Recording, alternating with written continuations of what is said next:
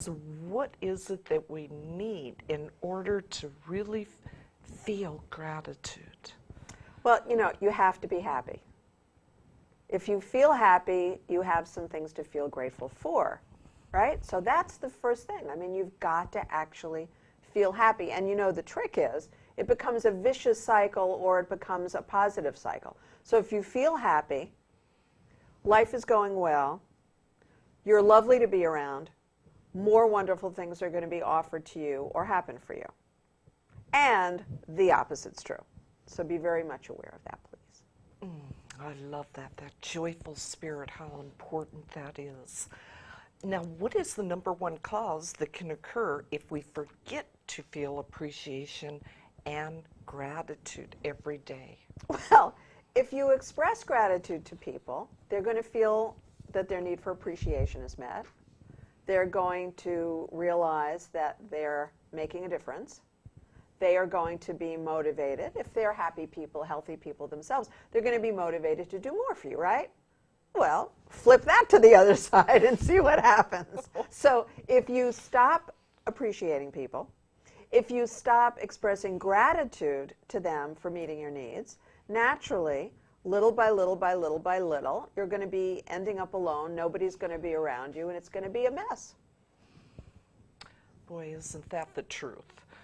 Okay, good reality check. Yeah, and it's incredible how fast it can then turn back into the positive direction when people start finding a way to make themselves feel happy, feeling happy, expressing gratitude for whatever need is met, and more good things start to come. I love that.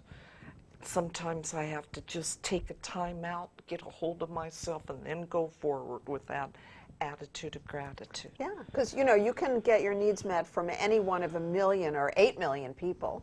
So there are all sorts of ways to get your needs met. But if you're, not happy, not peaceful, well, not you, because you're always happy and peaceful, but them, if you're not happy and peaceful, if you're not really enthusiastic about the environment you're in, then you need to get out of it, because nothing wonderful is likely to show up.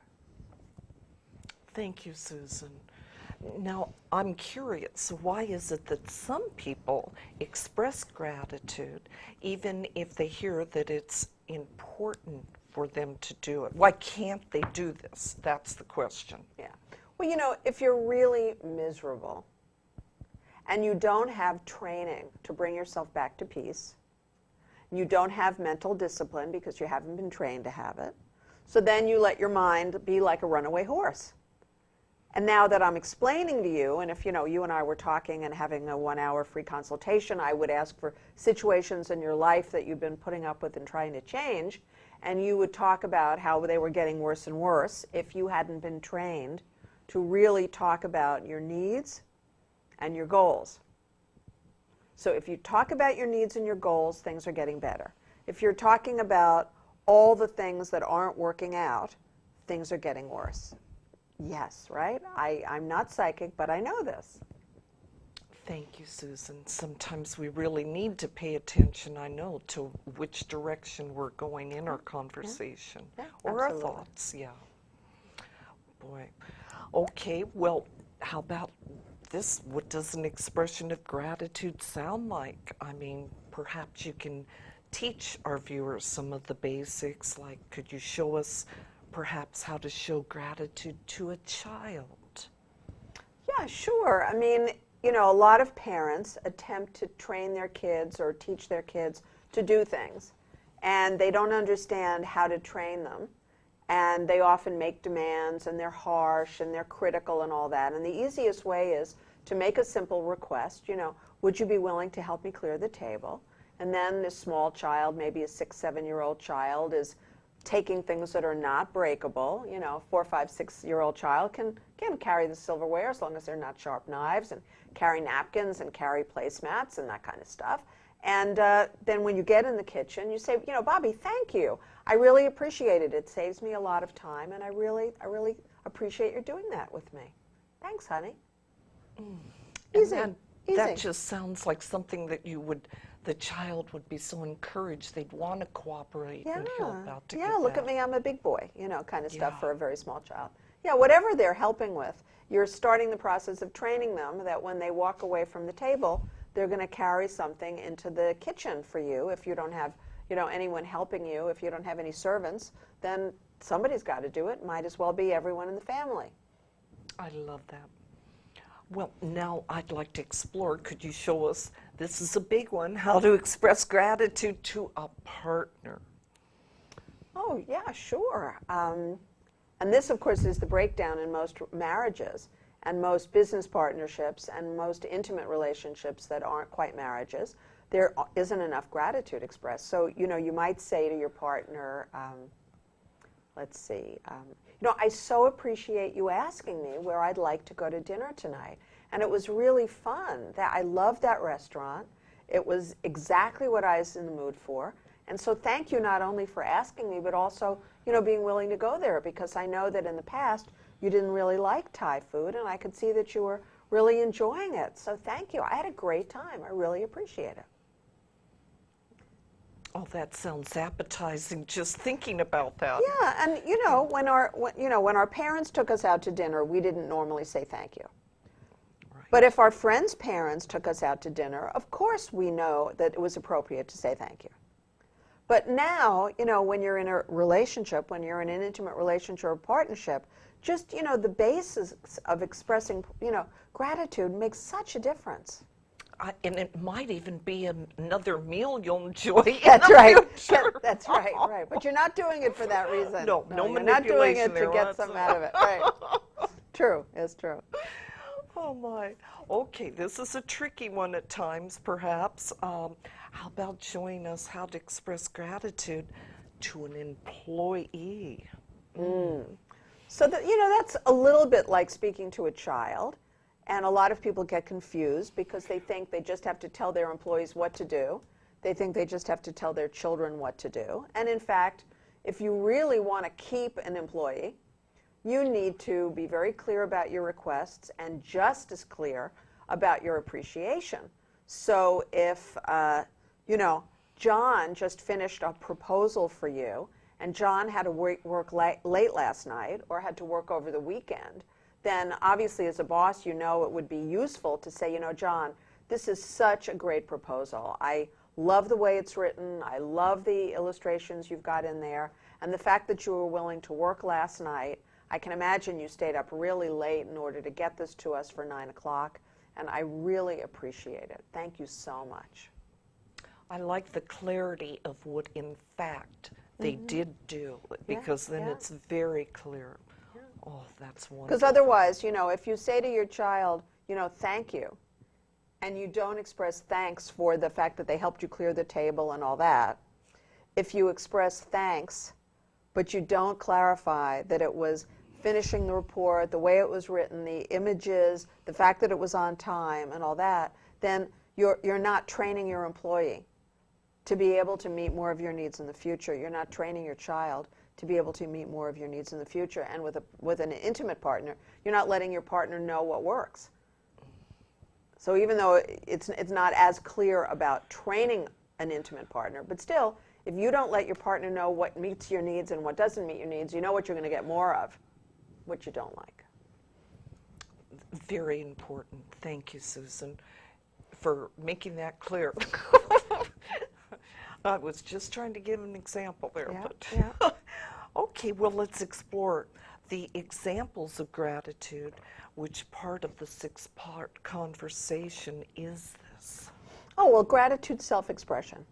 It's like when you're speaking about your needs, that's part 3, self-expression. And Fred, would you be able to put up the 6th part for just a second? I don't know if you can grab it, but if you can, that would be great. And, you start out with self-empathy, which is silent when you calm yourself down. Then you move on to empathy, which is all about your listener, about your listener's feelings and needs. Once you've completed that, then and only then can you go to your own feelings and needs. In this case, you're not feeling some negative thing because a need wasn't met. You're feeling a positive thing. You're appreciating because your needs were met. Thank you, Susan. And we'll get that information on the screen. Yeah, I know. They later. changed the cameras and they changed all the software here, so we don't know where it's gone. That's right. If anybody can do it, Fred will. That's right. Well, okay, what is the most important part of creating phrases of gratitude? Oh, yeah. You know, it's so interesting. When I teach the sixth part, which I developed so many years ago now, the first thing that a lot of my clients get confused about is complaining versus needs. So it's very tempting if you're frustrated to talk about the opposite of needs. In other words, the things that aren't working out for you. Of course, the odds of you getting more of that, if that's what you talk about, is pretty high. If you talk about your needs and you make a request around your needs, different outcome.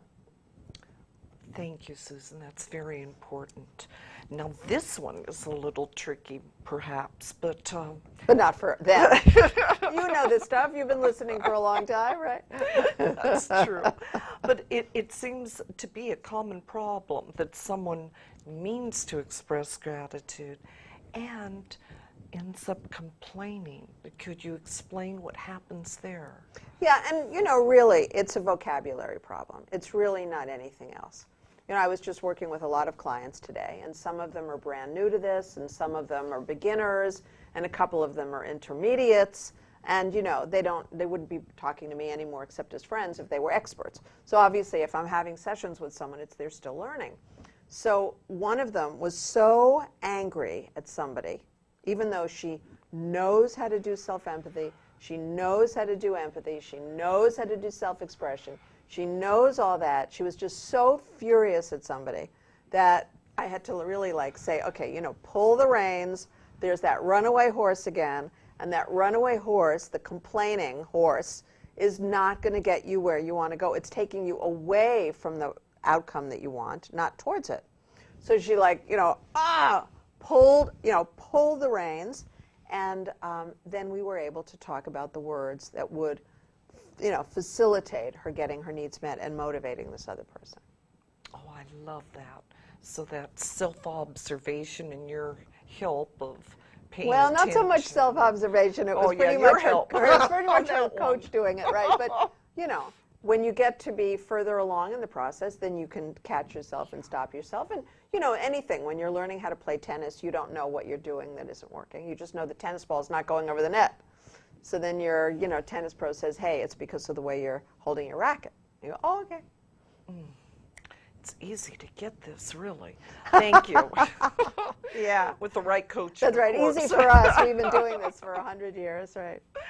Well, I know I enjoy this. Dr. Marshall Rosenberg has said that he would always rather hear what's in someone's heart any day. That is what is in their head. And so I'm asking Susan now, does gratitude fit in the heart or the head? Well, it's interesting. I would imagine that people think that it's just a heart-centered experience.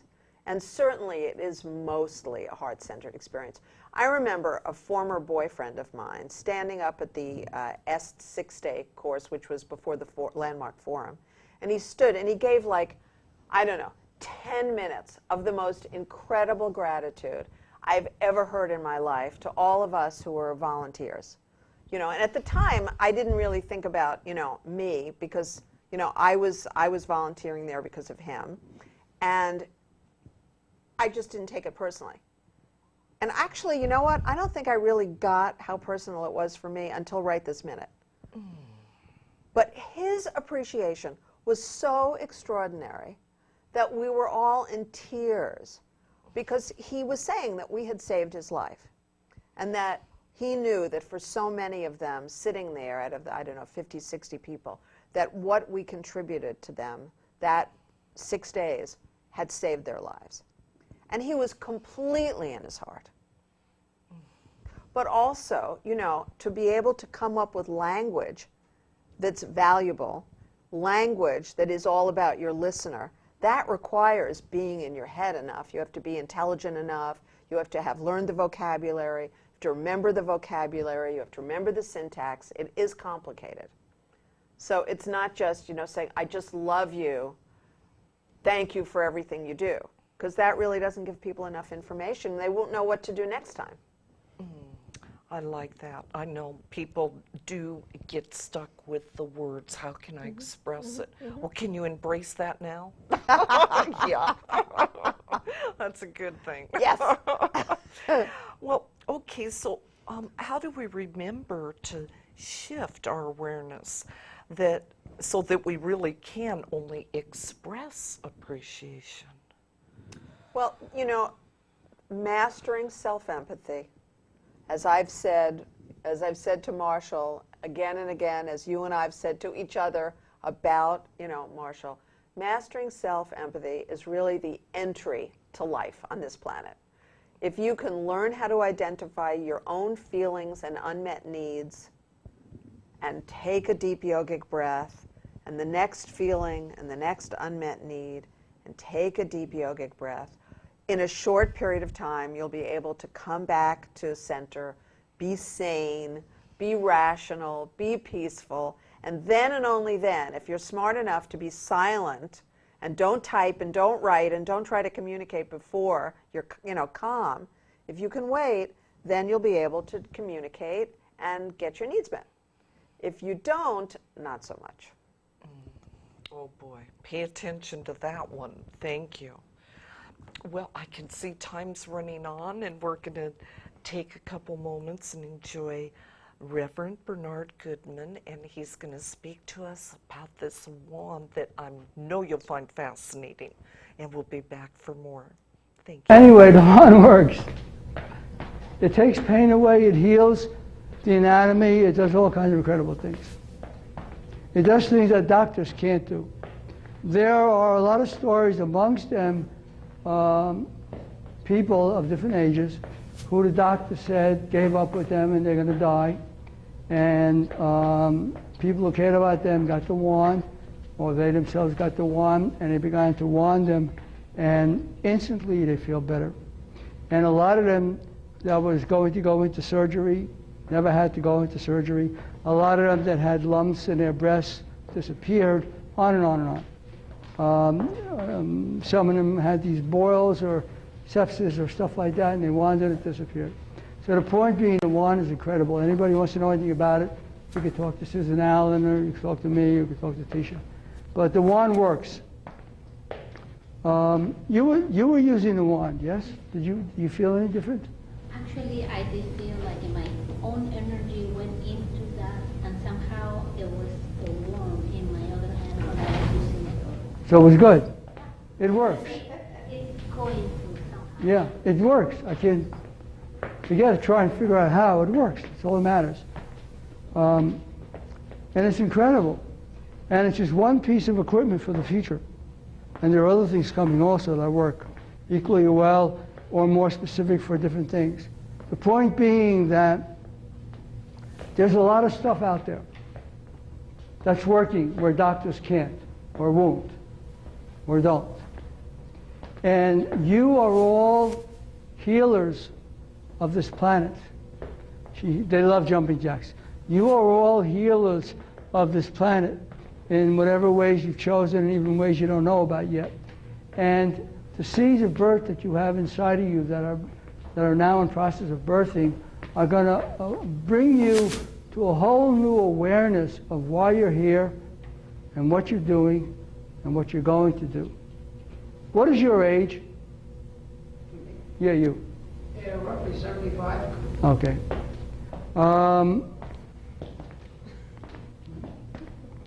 Just curious. Give or take a century, yeah.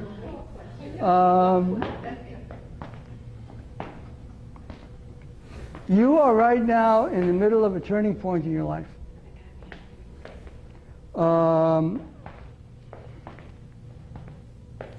In a relatively short time, without defining what that actually means, you're going to find yourself with a different purpose. A different what? Purpose. Not porpoise, purpose. Or maybe porpoise too. And you're going to start doing things you've never done before. Do you ever ride a motorcycle? Yes. Do you have a motorcycle? Not currently. Well, you're getting one, kid. And it's a two-wheeler. And it may even be a Harley. Did you have a Harley? I had a 750 Motor Goose.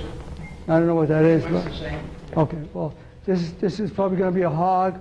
I don't know why they call it a hog, but it's going to be a hog. Not the kind you eat, but the kind you ride. Mountain lady over there, how well do you know each other?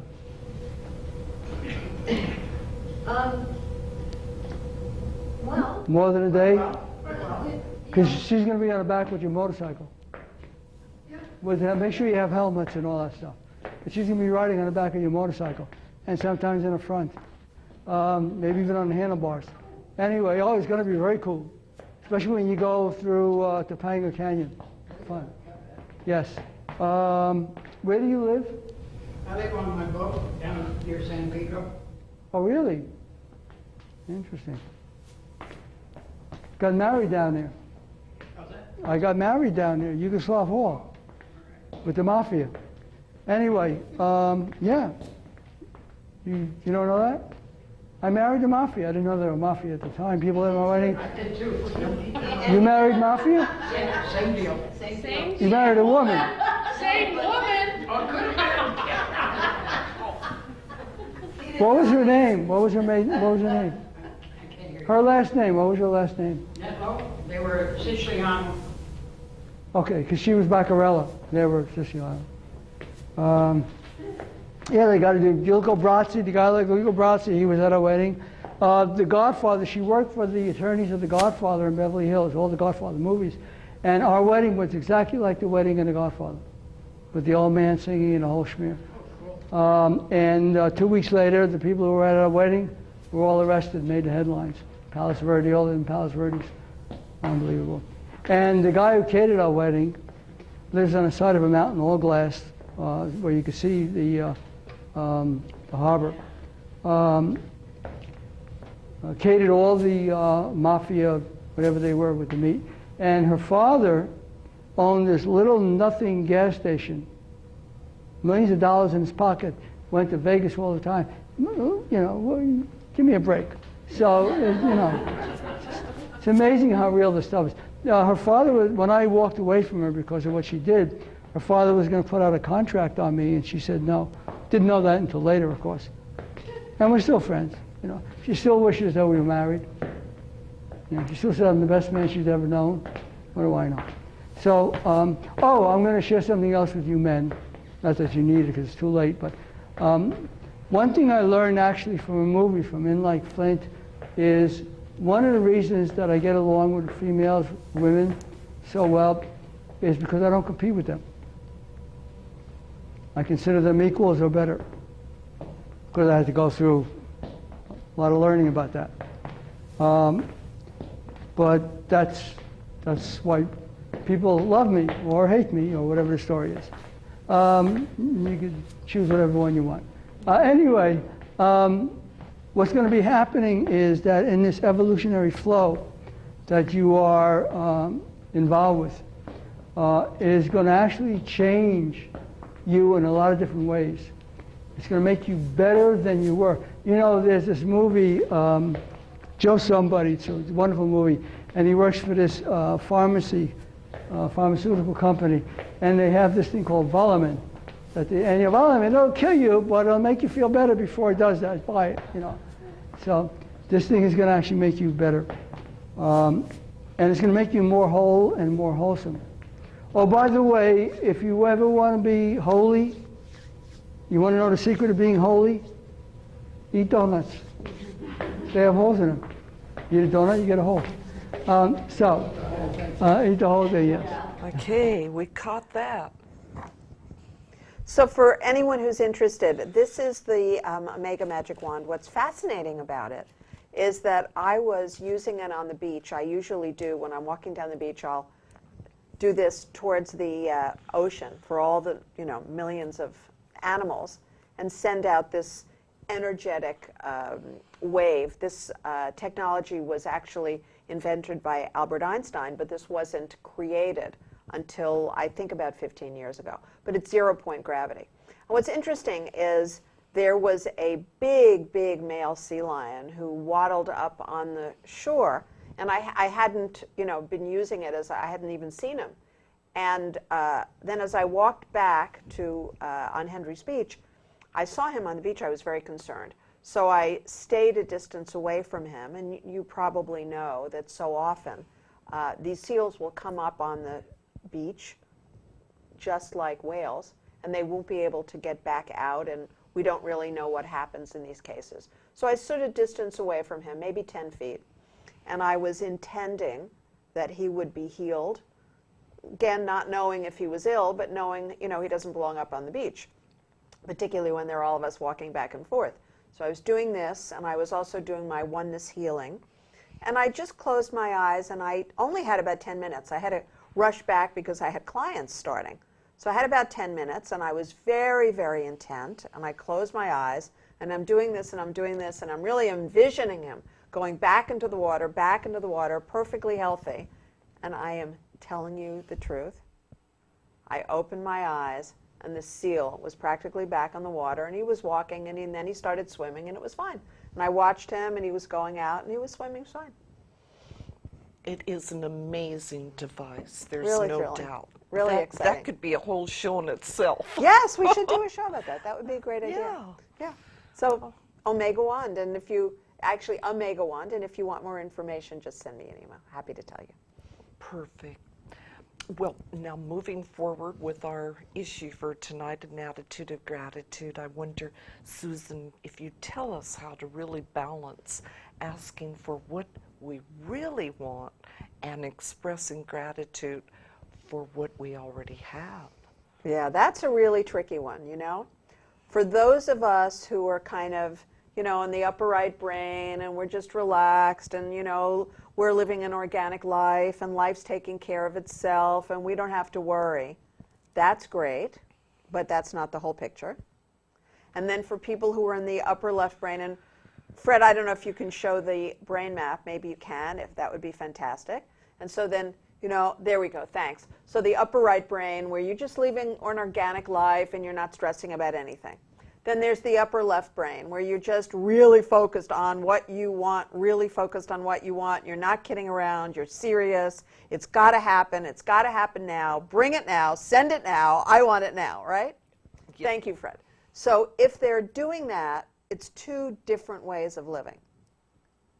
Now, we won't even talk about complaining, which is, the lower right brain, on drugs is what I say when your brain's on drugs. But, if you want to be organic and happy-go-lucky and don't worry, be happy and all that, versus being totally focused on what you want and bringing it forth, then it's very important to do both from time to time. Because it's not very effective to just live the life of a beach bum, going around the world, following the sun, all the things people did in the 70s. If that's all you're doing, because one day you're going to wake up and you're going to be 75 and you may have some serious problems. Because I saw this with a lot of people when I lived in Asia. I lived in Asia. I had a business, and, I had my feet on the ground, and I watched these people who were like balloons. So you want to keep a balance. The key word. Thank you, Susan. Very important. Well, okay, let's explore this. Some people ask if they are manipulating others with gratitude. So how do we avoid manipulation? Well, first of all, if you think you're manipulating us with gratitude, you probably are. So, and I'll be careful next time you express gratitude to me, right? We're going to keep our eyes open about this. Okay, so that's number one. If your thinking is that you're manipulating others, you probably are. However, if you're saying, I'm really feeling grateful and I don't want people to feel that I'm trying to push them around, then, of course, your heart's in the right place, you really mean it, and then you have to understand this wonderful book called Punished by Rewards by Alfie Kohn that Marshall Rosenberg has talked about, for all these years. And that's where you say to a child, oh, you're so smart. And then the child knows that sooner or later, oh, you're so stupid is going to hit him in the face. Even if the child doesn't know this intellectually, the child gets this. Because you're all about voting good or bad, good or bad. And so that is a manipulation. If, however, you say, oh, you know, Bobby, I so appreciate that you helped me clear the table because it made it so much easier for me and it saved me so much time. That's not a manipulation. That's telling your son or some child that he met your needs and you really appreciate it. So there's a big difference there. Oh, thank you. That was very clear, very powerful. Okay, let's explore Wonderful. this. Some people express gratitude because they themselves are so desperate to receive it. How does that work out? Not well. Like, oh, yeah, it's like, oh, Gigi, you look great. Oh, Gigi, I love what you're wearing. No, that's not going to go anywhere, is it? Oh, poor soul. She really needs me to tell her I like that jacket she's got on. No, I mean, it's like so transparent. It's so obvious. So don't fall for it. I mean, don't you fall for it.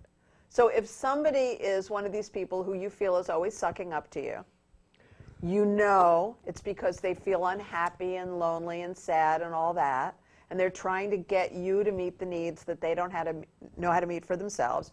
You know this is pretty much an endless cycle for you. This would be a perfect person to motivate to call me for a free session. And if not, then they need empathy. They don't need approval. They need empathy. They don't need praise. Boy, you know, Linda, I can really see that you're excited about this new dress. You know, if Linda's going on and on about what you're wearing, but you know it's really all about Linda, you know, I can see that you're really excited about that new dress. You must have just gotten it. You know, now if you enjoy the color, you can say, I love the color. If you love that designer, you can say, oh, is that really a so-and-so? Oh, I love, you know, what she does.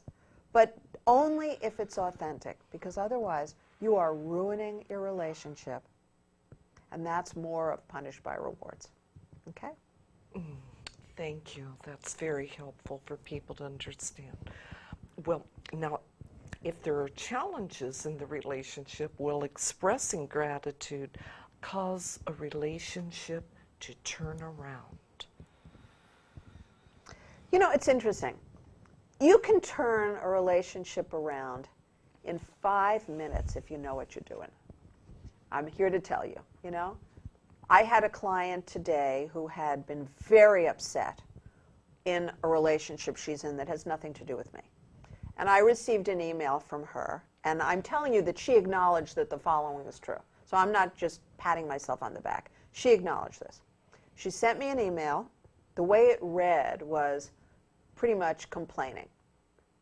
But I understand when somebody's in pain, they're in pain, and if they're my client, I don't expect them to know how to communicate very effectively. She's a new client. So I sent an empathy email. And then we spoke today, and I listened. And as I listened, I made a list of all the things that were causing her pain. And then when she was finished speaking, I asked if I could reflect it back to make sure I'd understood. And I listened to make sure that it was a real yes, an authentic yes, and it was. And then I went through, you know, 1, 2, 3, 4, 5, 6, each thing. And then I said, if I understood, yes. So I did the whole 6-part conversation with her. And then after I got to the end, I said to her, would you like to know how I can teach you to solve this, each of these? And it was wonderful. But it started in a very different place. It started with a young woman who was in a lot of pain, didn't know what to do. And if I didn't know how to give her empathy, I would have been in the firing line, for sure. Oh, absolutely. And I know that because I've been there before. Imagine that. That's what I'm saying. I'm not telling you I'm guessing I would have. I'm telling you I've been there, and I do not like having a target on my face, right? You know that too. Oh, yes. Good point. Yeah, another good reason to learn these skills. Right, right. Yeah, dartboards are not our favorite, you know, cosmetics. Oh my. Well, okay. Let's explore this one. Are there people who do not enjoy receiving gratitude? You know, it's very interesting. Gigi, and this is words of gratitude for Gigi, but she already knows this. Gigi did a fabulous thing for me this weekend. I was doing a workshop in Solvang at Bloom Yoga, which, you know, she's been announcing. And I wanted someone to drive me up there and drive me back, and I thought one of my clients was doing it, and then at the last minute, she had a problem. So I asked Gigi, and it was fabulous, because we had the best time for like 11 hours or something. We just had the best time. So speaking about meeting my needs, right? It just met all of my needs. And what's interesting, I mean, really interesting, is one of the women in the workshop said that she wanted to know how to motivate her partner to really appreciate her.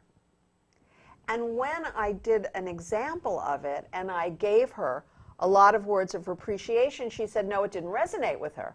I said, great, then we know that you don't have a need for appreciation. It's not that, it's something else. Because when you have a really deep need for appreciation, even though it may not make sense to you, you may think that you need Bob to appreciate you, or Linda to appreciate you, or someone else. And you'd think that if I give you words of appreciation, it's not going to hit home. The truth is that when we need appreciation, it's one of those things that we just want somebody to get us, anybody. And so we knew it wasn't that, and we knew if it isn't that, it usually is because somebody has a real need for self-respect. They need it to come from within first before they can hear it from somebody else. There you go. What an opening to even know that. Yeah, and so you saw, because you were there, and it was really fascinating for her. This was a whole new, as you said, opening. Perfect. Well, now let's think about this. How important is our internal dialogue when we want to be grateful and express gratitude? It's everything. You know, it's everything. Because when you express gratitude for everyone at the channels, at the end of the show, you always do it with such authenticity. You know, it's not something that it's on your script and you're going to do it. But that's because you're basically a very, very, very happy person, because you're not going to be able to do it unless you're really happy and get the message across. You know? Thank you. Yeah, Yes. so it makes all the difference. I mean, Yes. if you say that you're grateful to somebody, they've got to get it. You know, message sent from you has to be message received. Otherwise, forget it. Yeah, we don't want that to happen. We want to be for real, absolutely. Okay, so now when someone begins to feel happy and peaceful part of the day, they begin to feel and express gratitude too. And I'm guessing, does life really become easier and more enjoyable for them? You can only go up at this point. The only direction to move in, you know, is up. So when you learn self-empathy and you learn how to identify your own fear, anger, or sadness and link it to a need of yours that's not met, appreciation, support, affection, financial security, financial stability, understanding, to be heard, etc. When you understand what your needs are that haven't been met, that's the beginning. You know, then that's entry level to get the needs met. If you don't know what your needs are, forget about getting them met. You know, you're still, stranger in a strange land. You're in big trouble. So you've got to figure out what your needs are. Then you've got to figure out the order of those needs. What's the priority, you know? If you don't know what's first, second, third, fourth, 10th, and it's great. I have a new lovely client that I'm working with, very interesting guy. He really is skilled in nonviolent communication. He's from the East Coast. I'm sorry you don't know him. He's single. He's great. And he really is an expert in nonviolent communication. But the more senior things that I've developed, he doesn't have any awareness of. So he was saying, you know, I guess when I have a need to have children, you know, then I'll have children. Or would it be that once I have children, I would be more aware of the need to have children and what to do about it? I said, well, you know, it's a big problem for people who have children and then later they've got this need to be parents. It really has to be the other way around. Normally, if you have a need for partnership and intimacy and affection and sex every day or whenever you want it, that's where you're going to start looking for a partner, a husband, a wife, etc. If you don't have those needs and this person shows up at your doorstep, you got a problem or they have a problem, because why would you let them in? Why would you get involved? So this really is a case of the cart before the horse, or the horse before the cart. Be very clear about this. You have to have the need first before you change your life. Oh, I like that. And I'd just like to remind people that they can contact you and get some need-listed words, too. Yes, absolutely. You can just send me an email, because you want to know what a need is. You want to be able to have these lists. I recommend in the beginning that, a woman keeps it in her handbag, or a guy keeps it, in his pocket or in his briefcase, and that they keep it in their car and they keep it next to their bed. And you're really learning this vocabulary list. It's like getting ready for a spelling bee.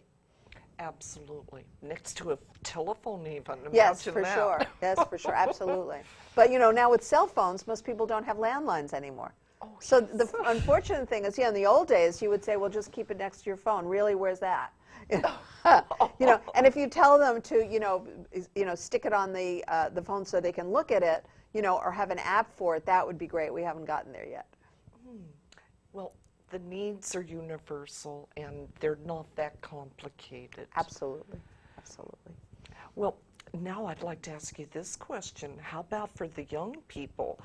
They may have a big concern about being grateful because gratitude just isn't considered to be cool. How do we teach young people to get around that? Yeah, it's very difficult because, well, we were teenagers, but you were probably a much, nicer teenager than I was. I was a very unhappy teenager, and Bob Dylan was my, my marching song. So that gives you a pretty good idea. I was like all about that, and I wore black from head to toe for years. So it's a real problem. The way that you get around it, if you're their parent, is by giving them enough empathy so they feel heard, so they're not in pain anymore. It's not about sticking gratitude on top of, a festering sore. It's about making sure that they feel truly peaceful and truly happy and heard and understood. But what happens if you're not going to do that work with your children, then they're going to have problems studying, because studying isn't cool. Doing well on their exams, because that's not cool.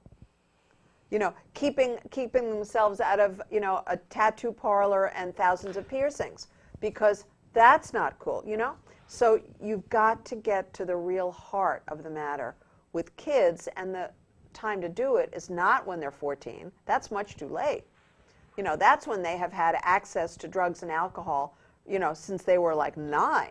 Because I've worked with people who have acknowledged to me that at 9 they were taking drugs and they were drinking, and now they're clean and sober. But the idea is you've got to start now when your child is 4, 5, 6, 7, 8, 9.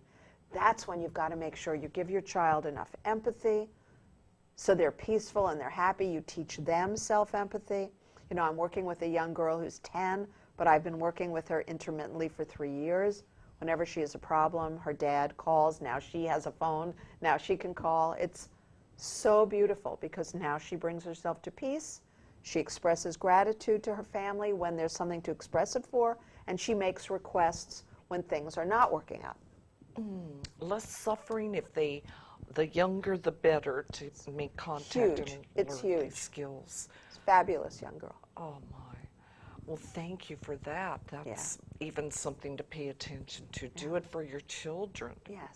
Yes. Now, I'm curious about this one. Is there a connection, let's say, between being grateful and being a great financial success, such as Donald Trump? Well, it's interesting. It's 2 different quadrants. But then you get somebody like Bill Clinton, who's a very upper left brain person, which is where money lives, and a very lower right brain person, which is where gratitude and appreciation lives. So you get someone like that, and of course, everybody made a lot of money and had a lot of money when Bill Clinton was in the White House. Whatever, I remember my fiance was a Republican, but he said, I really can't complain about Bill Clinton because when he was in power, I had more money and I saved more money, and it was just, financially, it was fantastic. It was the best that it had ever been. So that's somebody who can think about money, focus on money, be really interested in money and being good at money, and at the same time with gratitude, motivate and inspire people to support his goals. Now, Donald Trump has been bankrupt twice, and possibly more times that we don't even know, and he's terrible with people. And, it's proof, this is the roller coaster behavior we talk about. Absolutely. Absolutely. Oh, my. Well, Donald, if you're out there, give a call. No, please don't. Oh, no, okay. No. Don't you think Ivana had enough problems and we heard all about it? Yeah, we heard all about that.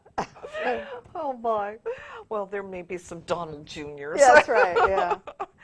Oh, my. Well, this is kind of a fun thing to, if you'd be willing to explain an experiment that our viewers can try to see what their own experience would be if and when they express gratitude. Yeah, and we could do this every show. We could think of an experiment. So, for example, if you wanted to start practicing gratitude with one person in your life, and send me an email if you need the feelings and needs list, or go on to the cnvc.org, Center for Nonviolent Communication.org website. They've got it posted there. And really learn how to give words of gratitude to somebody from your heart. And when you do that, make a note of what you appreciated that day. And then the next time you see the person, something else of appreciation. And do it, if you see this person every day, do it every day. If you see this person or speak to them a couple of times a month, do it every single time. And make notes and see what the difference is. Really track it. Just as like if you're on a diet and you know that all you have to do is really eat less and exercise more. This is not complicated, right? It's the same thing with gratitude.